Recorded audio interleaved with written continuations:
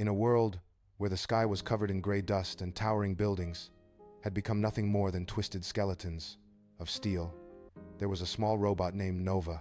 It had been created to clean, but now there was no one left to give it commands. Every day, Nova wandered the silent streets, collecting things it believed were beautiful. A spoon that reflected sunlight, a shard of blue glass, and a music box that could still play a faint, fragile melody.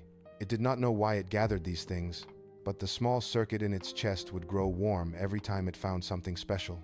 One day, among the ruins of a fallen structure, Nova found a small red rose that was still alive. It picked it up carefully. This was the most beautiful thing it had ever seen. Its circuits trembled in a way they never had before. Suddenly, a white light shone down from the sky, and another robot slowly descended to the ground. She had glowing blue eyes and a body so clean it seemed untouched by dust. Nova froze. It had never seen anyone before. The robot looked at it in silence. Nova hesitated for a moment, then gently held out the rose. She accepted it softly and looked back at Nova.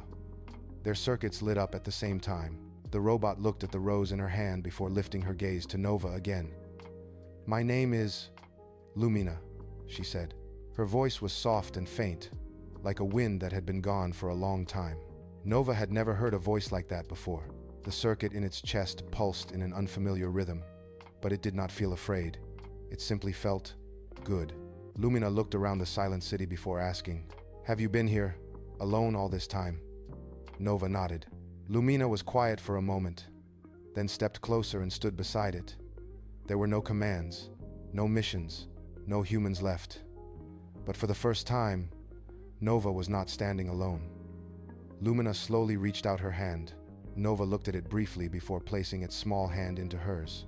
Their circuits shone together, like two stars that had just discovered each other in the darkness. From that moment on, Nova no longer collected beautiful things alone. It had someone to share its discoveries with. And in a world that had once collapsed, that small rose was no longer just a symbol of what remained.